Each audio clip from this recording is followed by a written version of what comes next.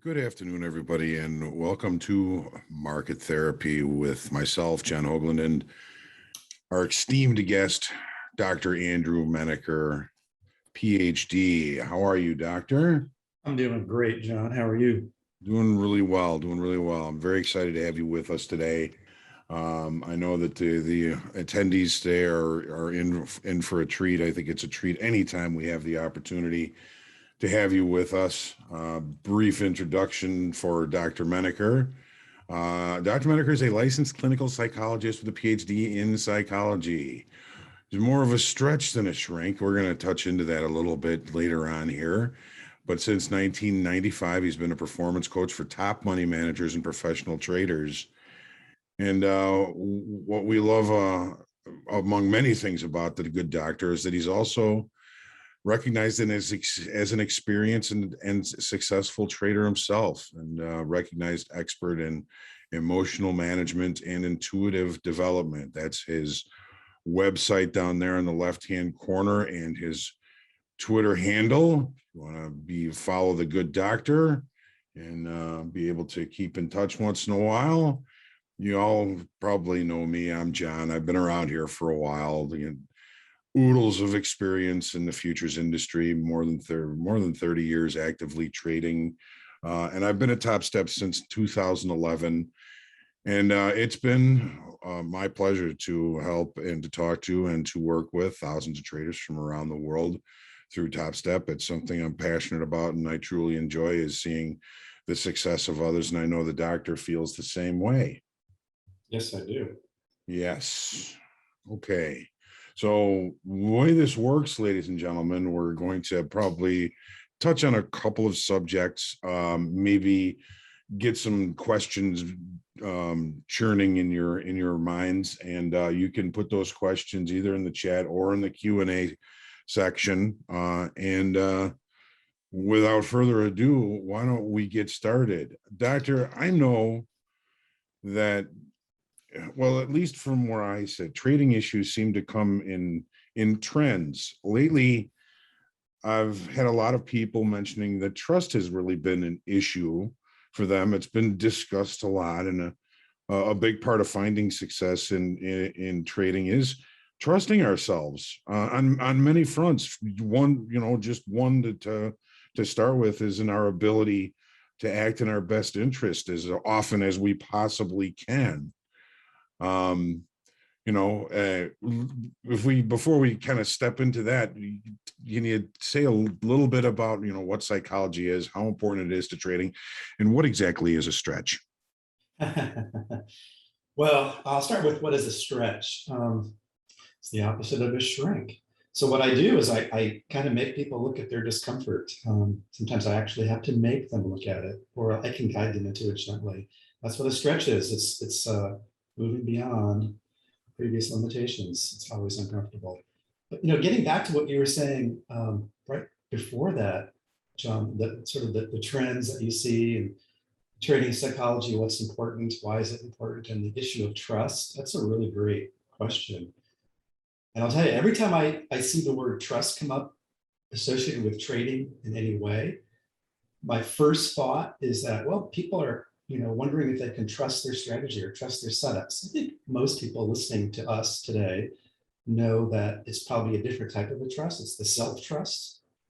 And that is where performance coaching and forcing people to stretch comes into play, because it's often a stretch for many people to learn to trust themselves. And that can be very difficult. So I'll also say this, it's kind of a never-ending thing. Once you learn to trust yourself, it's not like, okay, it's permanent. I'll always trust myself. Things can change, definitely. Well, self-trust, I'm sure, is very similar to a trust in somebody else. Once somebody has broken that trust, it's very hard to get it back. It is. I think use the analogy of like in a relationship breakup, right? You get dumped or someone breaks up with you. It's not what you wanted. And like you said, developing trust in a relationship can be really difficult to achieve after that. I think something that's along the lines kind of similar in trading. Something happens, you don't respect your rules, or you do something where you kind of violate trust in yourself. It can be really hard to regain that trust in yourself. Some people actually, I hate to say it, but I think some people actually never get it back. There's some that are like that. Others struggle for a very long time just to get some of it back. It's a tough thing. Why is it so difficult for us to be able to just trust ourselves, to be able to trust the fact that, hey, maybe we are good enough to do this. Maybe our strategies are good. If we would just trust them, we'd at least get to find out. Right. You know, and one of the things that makes this game so challenging, the trading game, is we have this thing called a P&L, right? So every minute, every hour, every day, there's a number that's telling us how good we are, right? You're losing money. The idea is I'm not so good. I'm not good enough. And so this constant arbiter of our self-worth in this form of a number stares at us constantly, or we stare at it. And that's a problem. We use our recent results, or what's happening right now in my trade or in my day or in my P&L, as a gauge, measuring how good I am. Am I good enough? And that's the problem. We can't use our P&L as that gauge, although that's what people do. And that is the problem. Well, I know I've seen that number of mine a few times, and I've had to look away. But it's just part of being human. And it is something that I've thought about in the past, and that I've kind of forgot about is you know it's a whole nother session, but connecting your self-worth, or your self-worth for the time being, to your P&L is a hugely destructive, isn't it? Very much so. Very much so. I mean, one of the sort of developmental milestones I see with a trader who's progressing nicely is this: they no longer feel sort of the ups and downs of their emotional experience as it relates to their P&L get somewhat kind of tempered. In other words, they don't feel quite as high when they've made some money. They don't feel quite as low when they've lost money. Things tend to pull in a little bit, the extremes of emotional experience. It doesn't have to be that way, and that's not permanent necessarily, but that's one of the things I tend to see. So that's something I think that people can look for in their trading to get a sense of where they are. When just one of the questions I was going to kind of be asking is already in the chat room, is building trust in intuition. We all sometimes feel we have a bit of a spidey sense, or something in the market is telling us something, and we're not quite sure what it is. And we know that we all have the ability to succumb to impulses quite readily. It seems as though the impulses that we do over and over again don't actually go through any kind of conscious thought. We actually do it, and then we say immediately afterwards, why do I always do that? It never works when I do that. How can we kind of step towards understanding the difference between intuition and impulse? I know this is a big subject. Yeah. So when you do kind of follow through on that impulse and it pays off, almost everybody will say, yeah, that was my intuition. Now, of course. Of course, right? And that's one of the problems. So there's a lot of ways to explain and describe or try and understand what intuition is. And one of the classic ways, kind of that's been around the longest, perhaps, or it's been fairly well researched and talked about, is this idea of implicit pattern recognition, where you are learning things that you're not even explicitly, consciously realizing that you're learning. It's just a matter of absorbing experienced people. The more you're exposed to any activity, driving a car, riding a bike, playing a musical instrument, trading, the more time you spend doing something, the more implicit knowledge you gain. And so I will say this, many people in the trading world, this is a big problem, is that I think it takes a fair amount of time. And people are going to probably wonder, well, how much time? Is it months? Is it years? How many years? How many months? There's no specific number, but it takes a period of time, I'll just say this, to acquire enough implicit pattern recognition, enough experience, enough market experience to begin to have intuition about the market.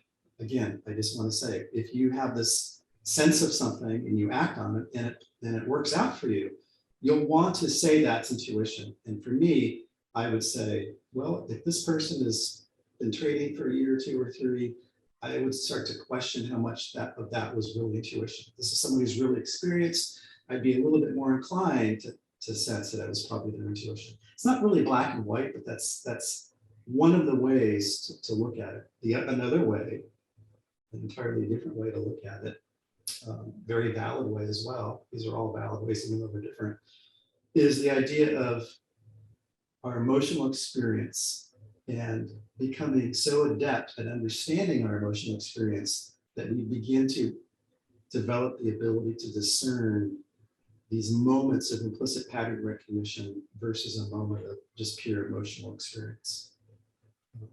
And that takes, frankly, that's what I do a lot of with in my coaching work with my coaching clients. That ends up becoming the emphasis most of the time with my professional trading clients who've been around for a while, who've succeeded, and they kind of want to find kind of fine tune that ability for themselves.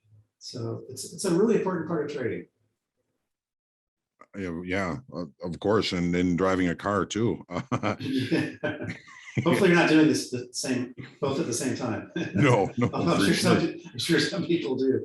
But I get that it's the being around for a while, having the ability to learn about markets and then about ourselves, to be able to acquire a degree of intuition. It's like sitting down behind a car for the first time. You have to think about every little thing that you do. But now I could drive to San Francisco to have lunch with you, and without even thinking about driving the car. Right, exactly. It's secondary function. Exactly. It's that, people call it, unconscious competence. There's it goes by a lot of different names. There's been a lot of different models and ways to describe it. But yeah, you have to have a certain amount. And when I say certain amount, there's no fixed number that I have in my mind, but the more experience you have, the greater access you have potentially to your intuition. And this applies not just to trading, but pretty much in any endeavors. This has been researched among people in the military, first responders, law enforcement, firefighters, all kinds of folks who have to use their intuition. The more experience you have, generally, the more they're able to access their intuition. So in order to gain experience, to gain intuition, how important do you feel it is to have a consistent lens that you're looking through, particularly in trading, to have the ability to see things again and again and to build that intuition? I mean, if you're constantly strategy jumping, it's going to be harder to develop that intuition. Yeah, that's a good point. Very good point. Strategy jumping is a problem. It's something that's out there. Many people are kind of fall into that trap. I will say that strategy jumping is not the same thing as necessarily adapting to what's actually happening in the market. They're two different things, and they can look like the same, or you might think you're trying to adapt to what's happening, but you're really maybe just not understanding if your strategy works or not. So another way to look at this, it's kind of what I do in my own personal trading, is I'm trying to assess like what kind of day is today. And then I have different ways of trading, inside out, outside in, kind of regression to the mean, or more kind of breakout momentum stuff. And so I'm trying to get a sense of which is going to be the strategy I need to use for today. Don't always get it right, but that's an example of how, when we get to the experience, being able to pivot around strategies can be helpful. But unfortunately, most traders who not really reached that point of experience and who've had some success in the markets, they're grasping at anything. That's a problem. It's a big problem. For those of you that might not be that familiar with strategy jumping, it's, going from one strategy to another, from one tool to another, to one indicator to another, to different time frame charts.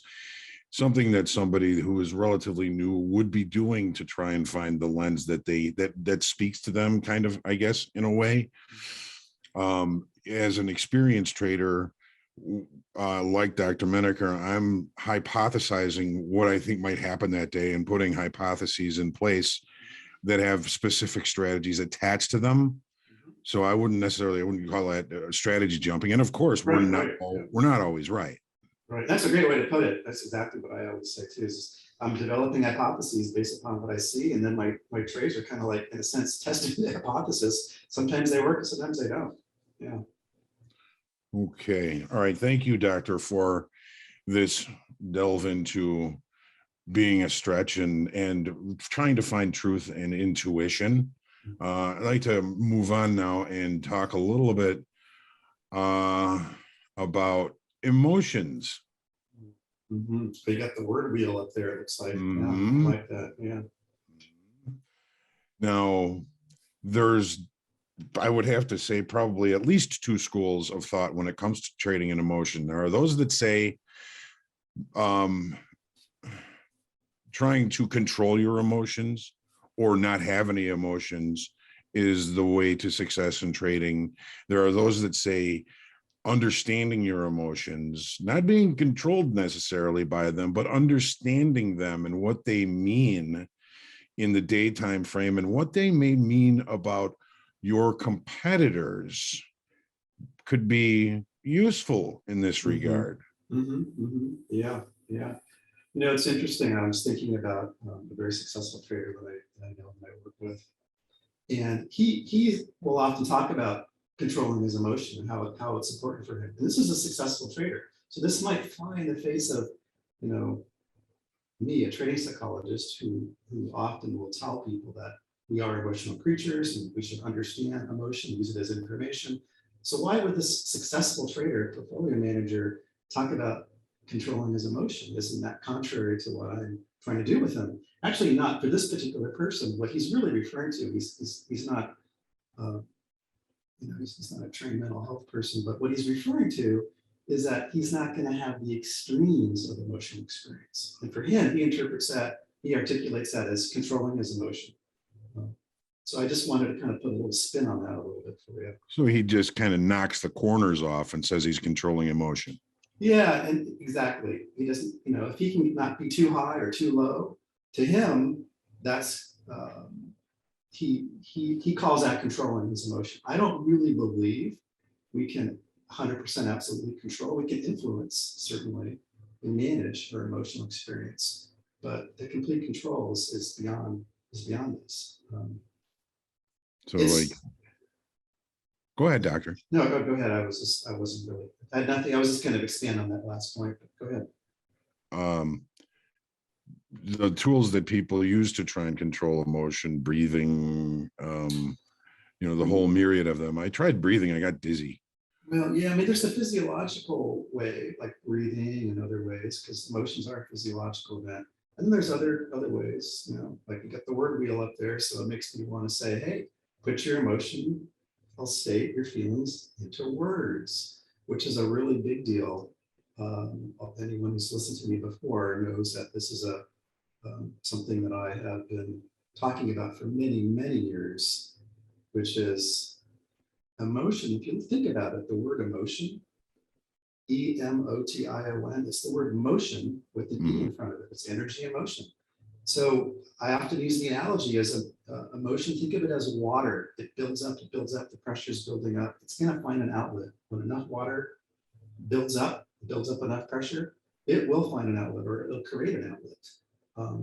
And so it's creating that outlet is usually a behavior.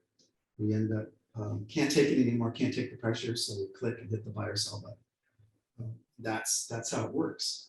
If instead you can be writing down what you're feeling, putting those urges not just in a, oh, I have FOMO. That's okay. That's a good start. But I would suggest that you go much more than that, go further than that, be more articulate. What does the FOMO feel like?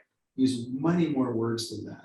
The more words and more articulate you can get in describing that urge or that feeling or whatever it is you're experiencing, the greater the probability you're going to have of being able to manage your action, your behavioral reaction. In other words, you just decrease the chance that you're going to act out on that emotion. You didn't guarantee that you're going to not act out on it, but you decrease the chance. There's no guarantees anywhere, especially in psychology. But what you can do is you can definitely change probabilities for yourself. You decrease the probability that you're going to act out on your FOMO or whatever it is you tend to act out on. And paying attention to the emotions that cause those kind of reactions or actions can help you head them off a little bit ahead of time if you work on it, right? Yeah. And let's tie it back to the first topic you brought up today, John, self-trust. So if you start to do this on a regular basis, you start to develop self-trust. This is one of the ways you can do it in trading. It's hard to do because, there's going to be lots of times where you might recognize that this feeling you're having right now is your classic, the opening bell just rang and the market's going to run and I want to jump in. I don't want to be left behind. It could be a trend day, all the stuff that's just running through our mind. And let's say you decide to do some, putting that feeling into words and really write it out on paper. And as a result, you kind of take a lot of the energy out of that urgency. And so you don't act on it. You don't jump in and get impulsive with the trade. And then let's say it does turn into a trend day and you missed out. You'll kind of say, oh, see that technique that Dr. Menaker talked about didn't work and missed out. Well, what I would say is, yeah, that happens all the time. But how many times do you jump in when you shouldn't jump in? And so if you can have maybe, and this, I see this a lot, this often makes a big difference for people. They can go from a struggling trader to a successful trader, maybe not a super rich trader, but successful by simply reducing those moments by 50%. If you could just stay off of those trades by half, by 50%, yeah, you're going to miss out on some good trades that when you jump in, it could run for sure. But if you could just hold off on half of them, basically, that's what I often will see with people, that half of the problem trades, and you can turn those around, many people become profitable at that point. So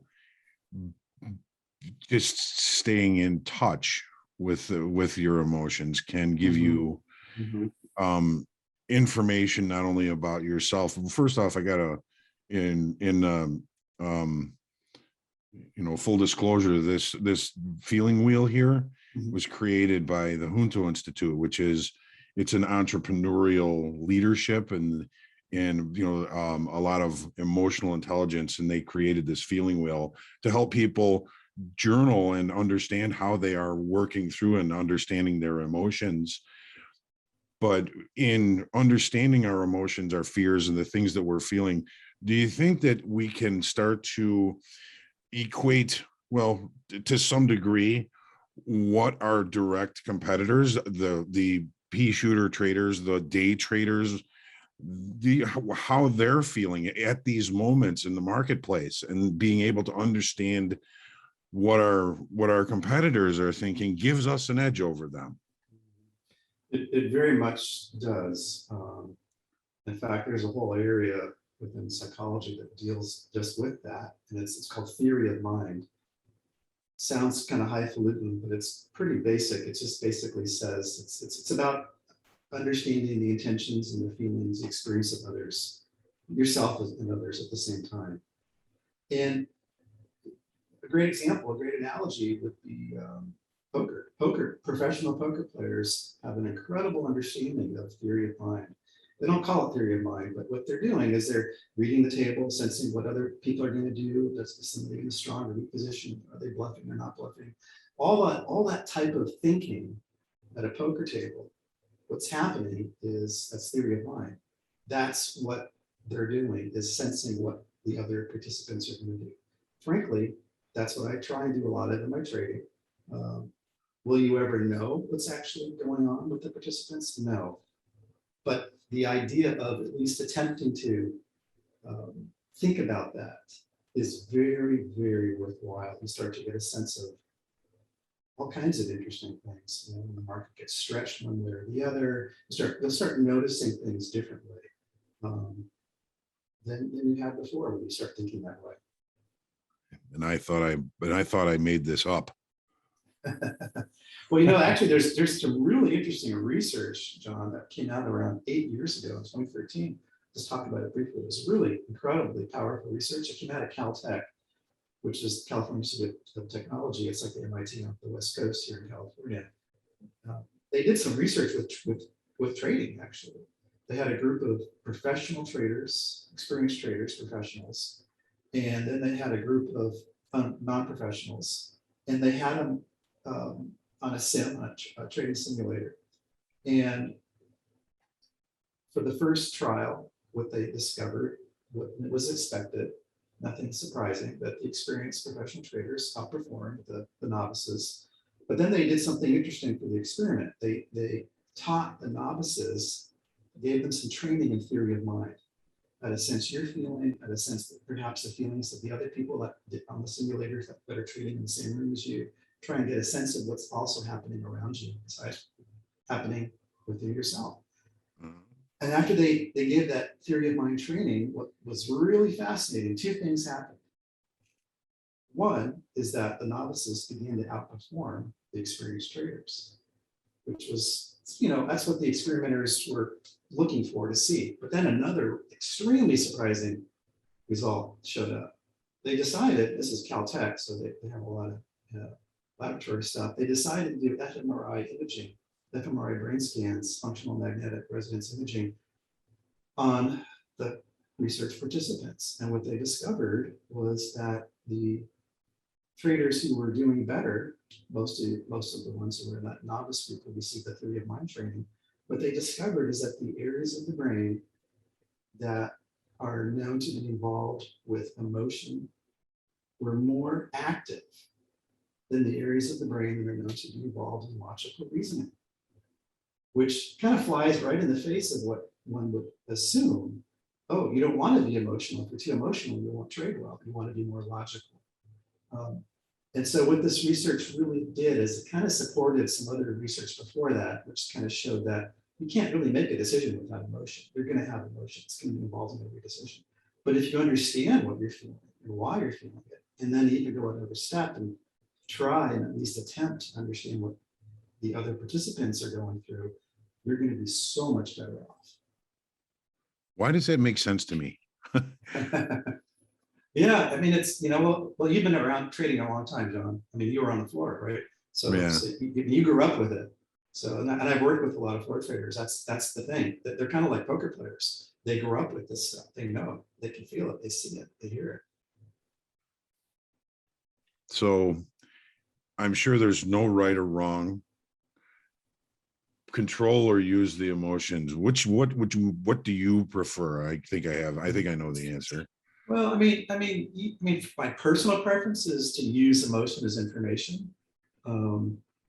The word control just has like this connotation, which I don't think lends itself well to what I try and show people, which is it has this connotation of having absolute Too finite power over your emotion, which I don't think is.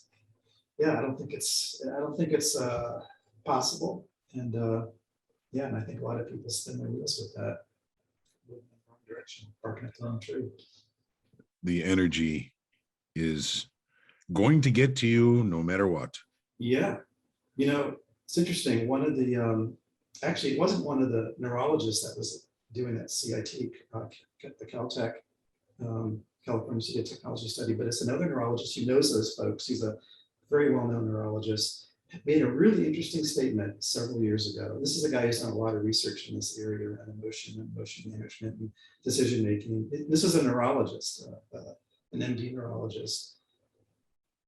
What he said was, and I'm kind of paraphrasing him, His name is Antonio Damasio, by the way. He's written some great books, Semantic Marker Hypothesis, really interesting books that anybody can read if you want to learn more about this stuff. The comment that he made was, and again, this is a paraphrase of Antonio Damasio, quote, "At one time, I used to think that humans were primarily thinking creatures that sometimes have feelings. But now the research has been showing clearly that we are actually primarily feeling creatures that sometimes think." See, that makes sense to me. Yeah, that's exactly it. That's exactly it. Yeah. That's what's happening. We are feeling creatures. There's the emotional areas of the brain, if they are turned off, and if they've been able to study this with people who have a brain lesion or a tumor or something and physiologically changes in their brain structure, when emotional processing is turned off or is no longer happening, that person it'll be virtually impossible for them to make any kind of decision at all. Decision making gets paralyzed when there's no emotional input. Huh. Yeah, it's fascinating. Yeah, this whole idea that logic and emotion are sort of in opposition to each other, or battle each other, or on two sides of whatever. It's not. They're very intertwined. It's old school to think that they're in opposition. The neuroscience of the last 10, 12, 15 years, and as time goes on, it's only getting better and better. There's more evidence for it. They're very intertwined. Emotional processing, emotional experience, and logical reasoning. Very intertwined. You could say logic and emotion don't work without the other. Very much, yeah, exactly. They depend on each other. It's the same thing as, it kind of goes back to another kind of a pop psych mythology besides emotion versus reasoning or emotion versus logic. This idea of right brain versus left brain. It's another thing that people still kind of hold on to. The brain is a really complex, dynamic thing. And it will compensate. If one area of the brain is not able to do its thing, another area of the brain will try and compensate, and will try and pick up that function. So this is a really big deal. A lot of people don't understand. People believe that we have fixed finite areas in the brain that only does this, and when that area is damaged or is no longer online, then that function will no longer happen. Brain doesn't work that way. Brain, the plasticity is quite interesting. It finds a way. It can find a way, exactly. Create a new neural network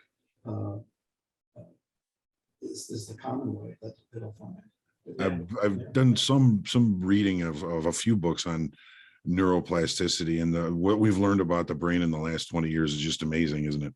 Mm-hmm. Oh yeah, I think we're just beginning, because I think as technology improves, they're going to be able to see more and more of what's happening.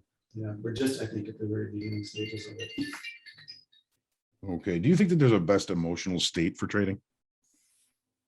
Well, ideally, sort of a state of being sort of equanimity, where you're not feeling too high or too low. Just happy. Just kind of, not too happy. I think because happy can many times it can easily become overconfidence, or something that can get us into trouble, get ahead of yourself. So I would say just feeling content in a balanced kind of a way is just really feeling the ideal place. Yeah, feeling and knowing, knowing open. that, feeling open and somewhat content. That's a great place. And so I'll tell you, that's a lot of what I do in my work with myself and with my clients is, can we build out ways? Can we establish routines, habits, things to do to kind of help that state, to kind of bring that state along each day?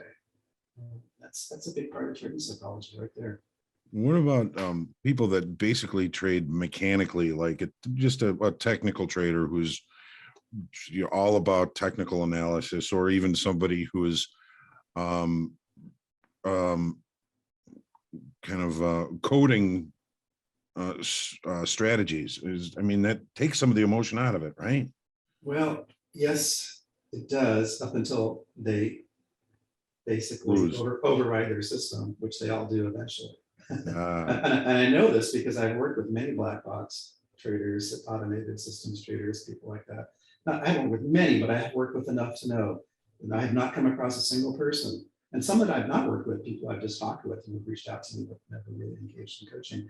To me, I have not come across anyone who's not violated or broken their system or their rule, who thought they were a black. Yeah, they call it optimizing. Yeah, exactly. This is what Optimizing, happens. screwing it up. Tinkering with the system at the wrong time. All right. Well, ladies and gentlemen, we don't have the good doctor here forever. Believe me, I'd like to keep him with me all the time, but unfortunately, that's not possible. So if you got some questions, you better put them in, because you're not going to be here forever. I got one question here from Chris. What's the healthiest way to deal with days where we have a great day, but we miss 80% of the day's move? Well, that's a good question. I think that happens to a fair number of us pretty often, actually. So that's a pretty regular occurrence. And so if, I think Greg said that it was a good day for you relatively, right, in this scenario. So the thing is to remember that it's not about what the market did, because what the market did or what someone else did is that's the coulda, woulda, shoulda. So you should really look at, well, what did you do? If you had personally had a good day, but you only, captured, 20% of the day of the move, that's fantastic.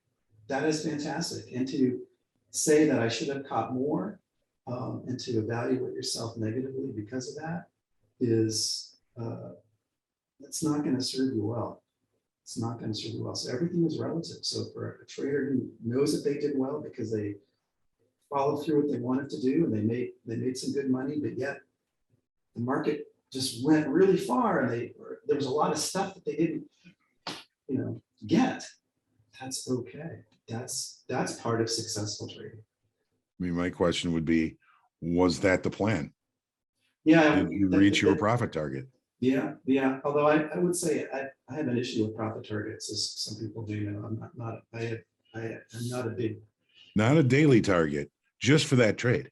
Just for that trade, right. If you have a profit, oh yeah, I see. You got your order, got filled, and you got out, and you wanted to get out. It happens to all of us. We have a good trade, and we take 20 ticks out of the S&Ps, and it goes 20 more, and we feel sad because we missed the part that we didn't get. Right. Exactly. And that's human nature, and we're always going to feel that way. And so, if you can start to recognize that's normal, that's part of the course. That's what trading is all about. You're going to have that experience, and to expect it. How am I going to feel when I book my profit? And let's say it keeps on running, a lot more. How am I going to feel? Predicting how you're going to feel about that situation is really, really good medicine for you. There's always regret. Yeah. One of my guys here reminded me, I was a potter, doctor. I was really good at throwing clay on a potter's wheel and, creating art or usable things. And, I was talking to my guys and I said, what you want to be when you sit down to trade is centered. First thing you do when you put that ball of clay on the wheel is you center it. And once it's centered, you can spin it as fast as you want, and it looks like it's standing still. If it's not centered, it's chaotic and will eventually fly off the wheel.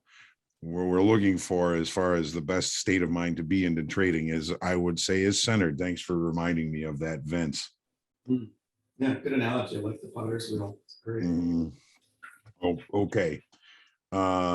Steve, are there any practical measures to having lower peaks after winning streaks and higher valleys on losing streaks? Knocking off the corners, Steve is asking. So a lot of traders used to use alcohol for that, but that's not healthy.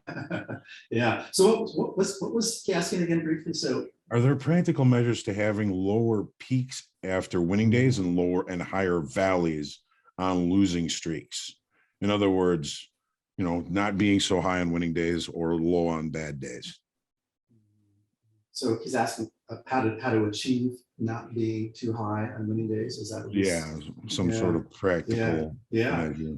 Yeah. So what I like to do, and this is something that I don't do it all the time for myself nowadays, but this is something I do with all of my traders who are not trading as well as they want to, is I have them get in the habit of evaluating their process more so than their results for the day. And so if you had, regardless of what your results said, if you know what you did and how you did it, and you can evaluate yourself on that, that can be one of the most practical things you can do to kind of bring in the extremes of emotion around results. So it's not about the outcome. It's about how much did you follow your process? Mm-hmm. Yeah.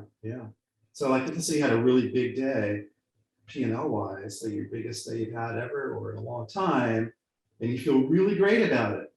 But then if you go back and you honestly evaluate the process, and you were bigger than you normally would ever be, or you were impulsive, or you were chasing, but paid off that day. Well, I would tell that person you need to really be careful, because your process, what you controlled for yourself, was sloppy, and it paid off this time. And so to feel good about that is really, it's a setup. It's a dangerous setup. Creating bad habits. It's creating bad habits, and it's a really dangerous setup. It's the resulting trap. You just put yourself even more firmly into that resulting trap, which is thinking that it was a good decision today to jump into that trade because look at all the money that I made. That's the resulting trap right there. And that's unfortunately where the majority of retail traders are stuck, in that resulting trap. Thank you, Doctor. This is David asking, is there a daily practice or training for theory of mind? Personally, I've been meditating, but interested in more information or guidance. Yeah, well, I can't think of any books off the top of my head right now. It's probably some that have been out in the last few years. I mean, you can Google theory of mind, but anything to do with like emotional intelligence would be a really good place to start. There's just gads of books on that, right? That's just such a big area. Learning how to feel, permission to feel, actually. In fact, let me go look at my bookshelf, see if I can find it.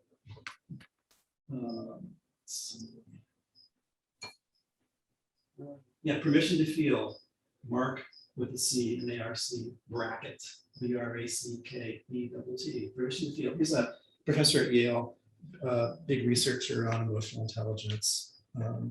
So a lot of what he would talk about, this is what I talk about too, is a lot of people cut themselves off from the feelings. They don't want to feel what they feel, but you have to allow yourself to feel. And that's sort of how you also learn how to sense what other people might be experiencing. If you can't experience it for yourself, or if you don't want to experience it, it's going to be really hard to sense what's going on with others. Thank you, Doctor. Question from Mark. There's a kind of a parallel question here that I've got. What's the best way to recover your mental capital after a loss from the previous day, or how can you rebuild confidence how can we rebuild confidence in ourselves after a setback? Well, setbacks, they can be very different. If the setback was one where, I'll just use this as an example. Let's say you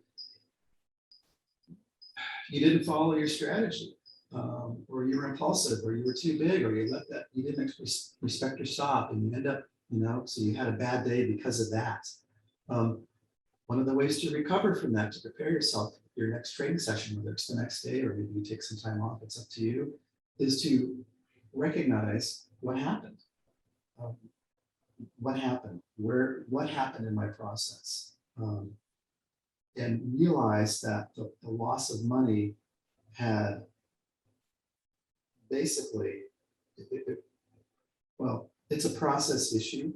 And so one of the ways you get ready to get back on the horse is you need to kind of look at, what was I doing in my process? Because do I want to repeat that again? I probably don't want to repeat that again. So that's one thing you have to do. Another thing you have to do is check yourself for your confidence level. How confident are you in yourself? So if you're not that confident in yourself, then maybe you need to wait another day before you kind of come back into trading.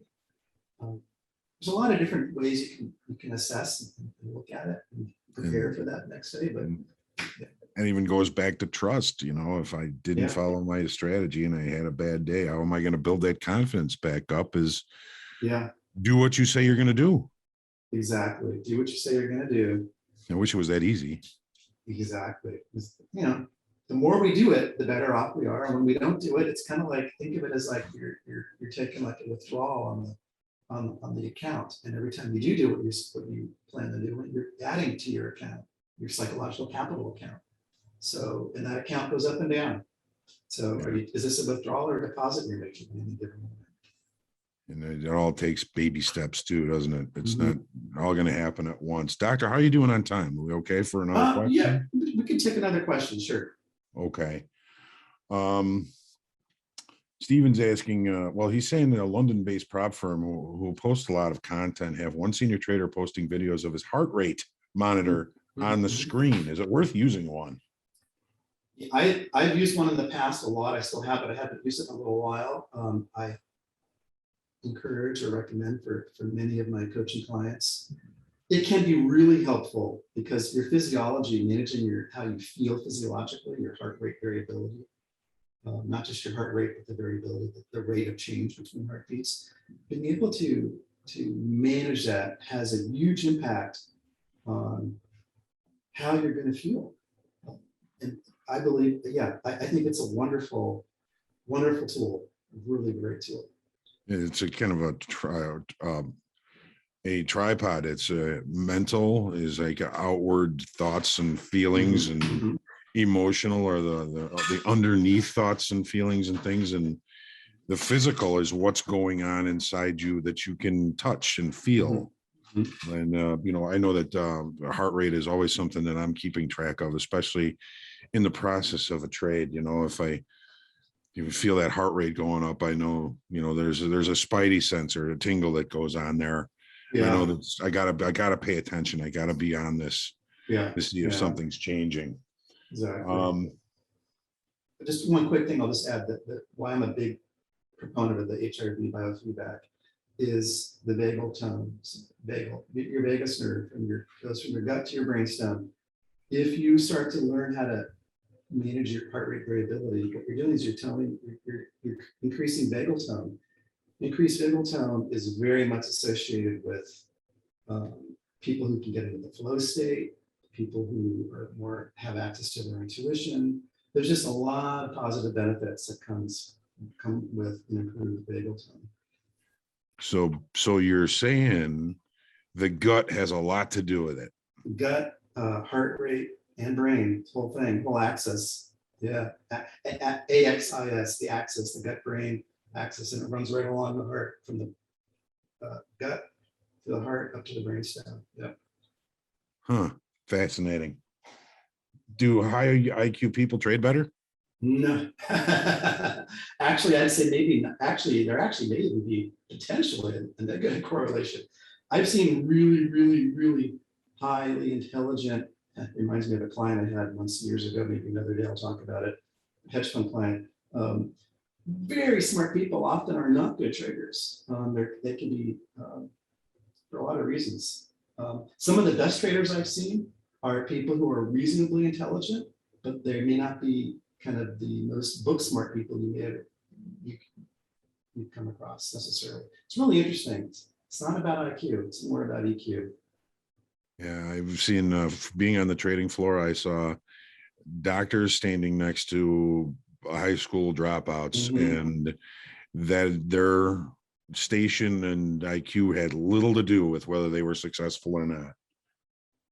Yeah. Oh yeah. Definitely. Definitely. Definitely. Is it normal? Go ahead. I'm sorry. I was just going to say, just a friend of mine who I think of, he has both an MD medical degree and a PhD from a very top school. And I remember years ago, he tried to trade and I was kind of trying to talk him out of it, but he decided he wanted to do it anyway. Anyways, just flamed out big time. And other people that I know who are really intelligent, even people who are like, this is the problem. People who are economists who have a finance background, who might be very intelligent, went to Wharton, at the top finance school, put them in front of a trading machine. Oh my God. It's like generally good things will not happen. I find that engineers and mathematicians make bad traders. There's no right answer to this. Yeah, it's not black and white. They have, and they try to cut themselves off from their feelings so much that that theory of mind concept is so foreign to them. And so they're kind of, they're trying to solve a puzzle that's not solvable. The trading, the market puzzle, which is never something we can ever solve. You just ride the waves here and there, and let someone else try and solve what can't be solved. That's what I said. Last question. I love this question. Is it normal to sometimes feel more nervous when you're actually in a winning trade? Yeah, I mean, that's, I think that's pretty common, and that's okay. I mean, some people, I don't know what this person is, they may be referring to situations where they tend to get out way too early because of that nervousness. That's common, but yeah, feeling nervous in a winning trade, yeah, I mean, sure, that's natural, that's normal. It seems like if we get out early, we shouldn't have. If we don't get out early, we should have. Well, it's a dilemma in every winning trade. There's that built-in dilemma, right? You're damned if you don't. Get in, stay in, not stay in. What do I do? Yeah, it's like there's no right, there's no perfect way to play it. And how often do you get out at that exactly where the move stopped, right? It maybe happens, I think, maybe twice in my entire career in trading. And that's just luck. And that's just pure luck. Exactly. Yep. Yep. Well, got my dad wisdom here. I remember asking him, it seemed like everybody that were traders on the trading floor were really funny people. And I asked him, why are there so many traders that are characters? And he says, you know what, son, hard times breed character. Yeah, that's a good one. I like that. Yeah. He's a very funny guy. Well, thank you very much, Doctor, for your time, for your knowledge, for your wisdom, and for the love you give everybody. And I can't tell you how much I enjoy this and appreciate you. We all look forward to this. And I feel like the folks that come are so lucky to have the time to chat with you. Thank you very much, Doctor. Thank you, John. Keep trading well. I'll be in touch. All right, sounds good. Take care now.